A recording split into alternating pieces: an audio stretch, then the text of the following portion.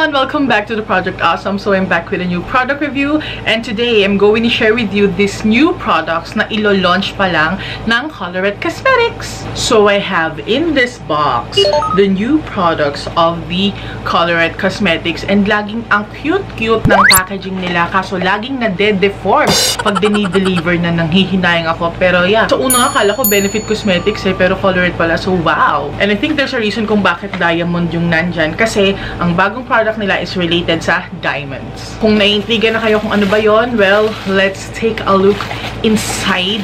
Oh, meron pang mga holographic, mga confetti and stuff. Tada! Alam ko hindi niyo pa masyadong gets unless naka-follow na kayo sa Colorette Instagram account and Facebook account. Well, yes, I have here the complete shades of their newest product, and that is the Shimmer Tints. Ta-da! So I have here this little note from them. So hey babes, first there were color tints, then contour tints, and now we're finishing strong with the shimmer tints. Oh, so this is going to be their final product or variant for their color tint line. Okay, continuing on, it says here that your favorite formula in its glowing variant. The shimmer tint comes in 4 colors, carefully curated to bring out every boss babe's inner radiance. Who's ready for shimmer tint squad? Hashtag shimmer goals. So I'm ready for, you know, I'm all about shimmer right now, kasi dati I used to like matte finished makeup looks, pero ngayon gusto ko na yung mga dewy looking and stuff like that. Anyway, I actually have on my cheeks and lips right now yung Colorette color tint in the shade Cocoa. I really love it kasi it's one of their darkest shades, if not the darkest. I'm just not sure, pero I really love the shade. Yeah, look, it's so pretty. Medyo mataas ang expectation ko sa shimmer tints na to, or maybe I'm just excited. I'm actually a big fan kasi ng kanilang color tints. I really love the formula. It's very blendable and they're very pigmented, and I love the shade range. Talagang in-expand nila. And then there's the contour tint. To be honest with you, I'm not really a big fan of their contour tints. Hindi dahil sa formula and what. So sabi kasi nila contour tints. So of course, gagamitin mo siyang pang contour. Kaso, ang napansin ko lang, masyadong warm for my liking. Yung colors, yung dalawang shades ng contour tints nila, medyo reddish kasi yung dating. Maybe you can use it, you know, to bronze up your face, pero sa pang contour, not so much. So I'm not really that big of a fan ng kanilang contour tints. So let's try the shimmer tints kung okay sila and kung pasado sila for me.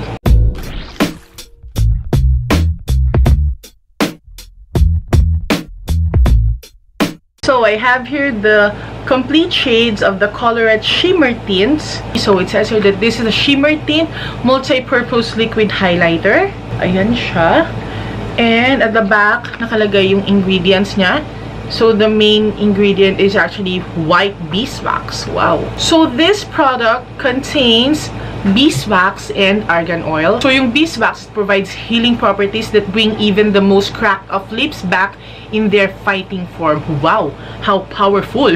And then there's the argan oil. Argan oil is a super moisturizer that nourishes and protects those kissers from free radicals. Wow. So anong kiniklaim ng Colorette Shimmer Tints na to? It has blendable formula, it's long-lasting, it has subtle healthy glow, and the finish is lightweight. So, let's see. Okay, so ang sabi sa Instagram account nila, our brand new Shimmer Tints are named after crystals.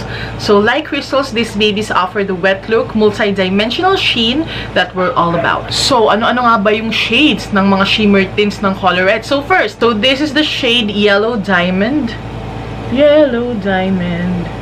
Yan, Yellow Diamond. So this one is the shade Rose Quartz. Ito yung pink highlighter, yung Rose Quartz. Crystal Prism. I have here the shade Tiger's Eye.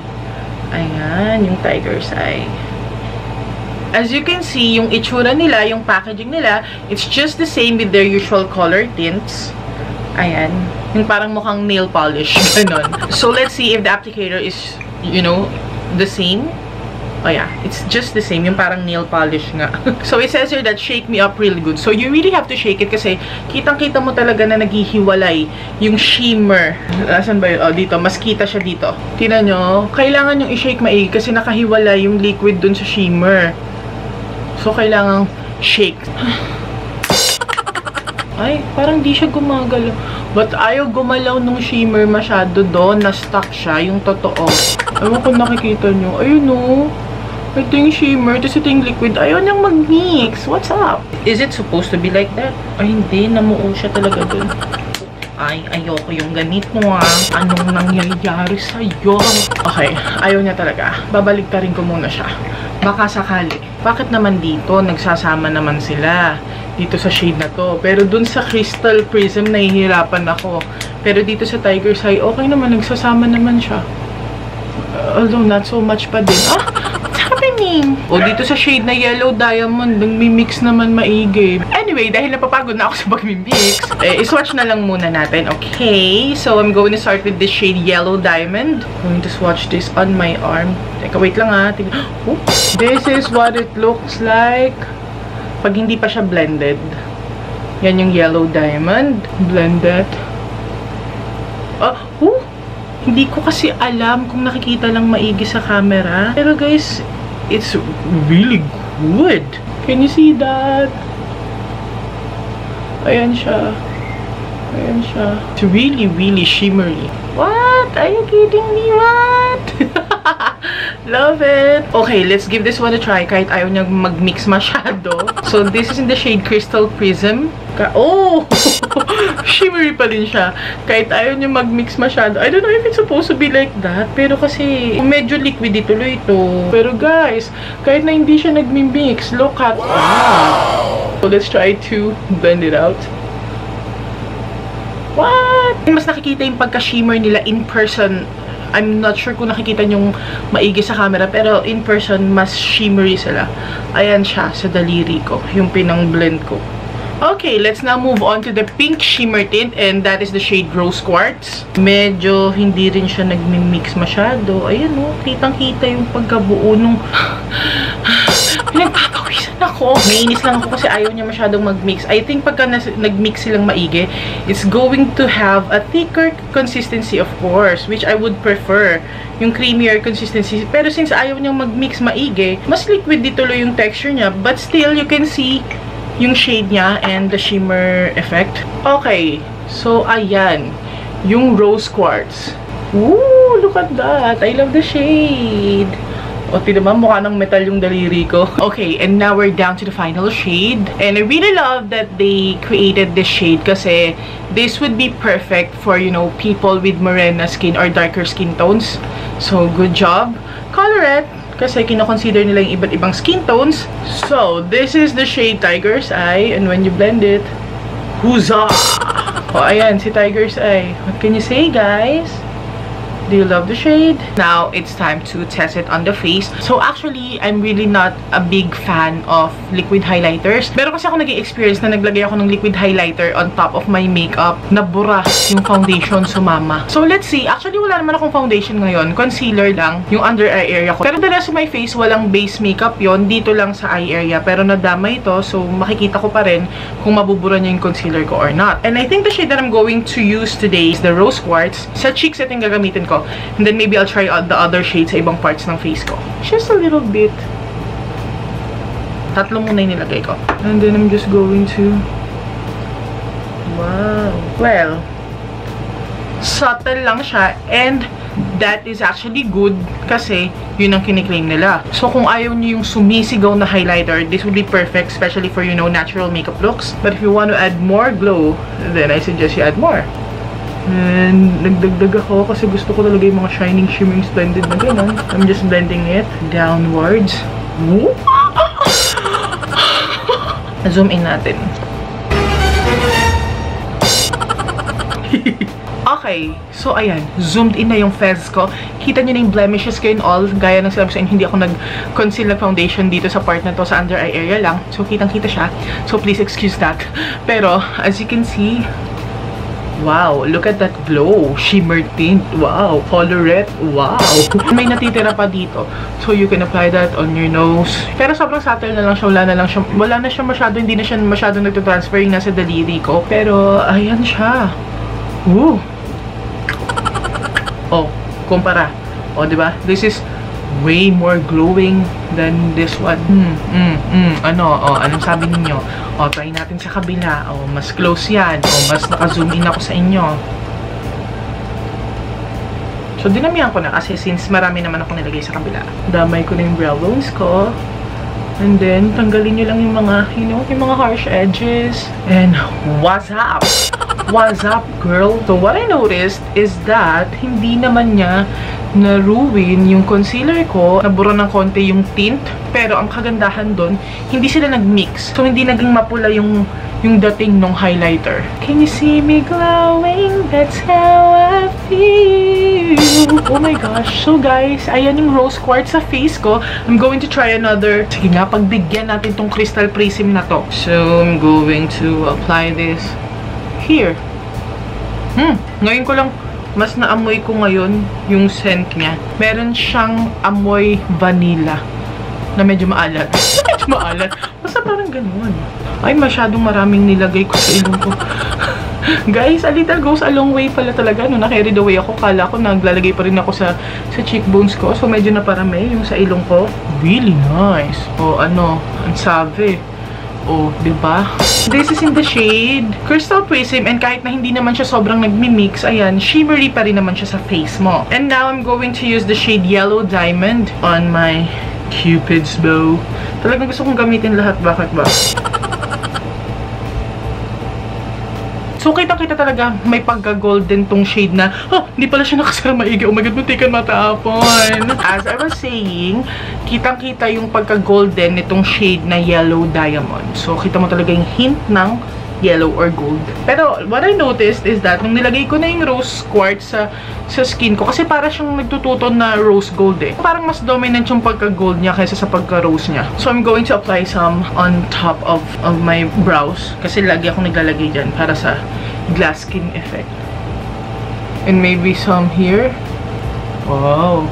Wow, glass skin nga. Wow. Guys, naparami na naman siya dito kasi maliit lang yung noo ko. Diyos ko, bakit ba namamali lagi yung mga pagtansya ko? I therefore conclude na totoo ngang a little goes a long way dito sa Colorette Shimmer Tints na to.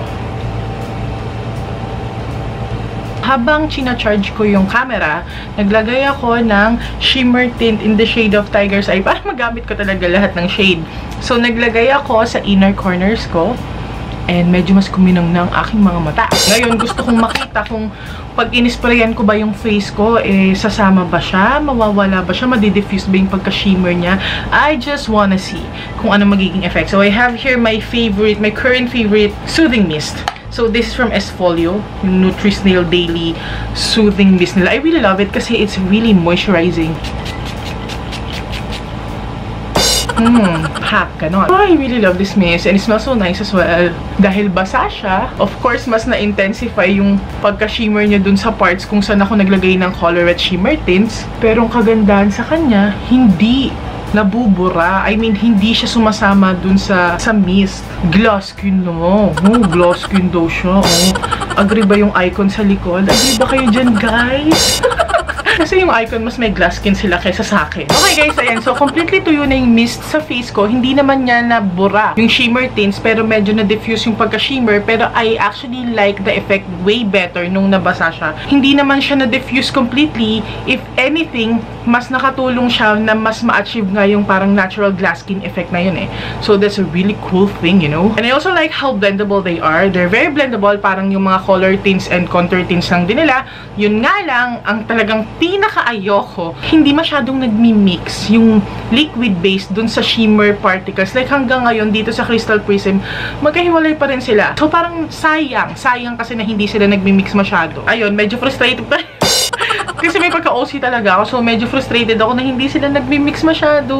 Pero overall, I love the Colorette Shimmer Tints kasi nakakatulong silang ma-achieve yung glass skin effect. That's what I really like about it.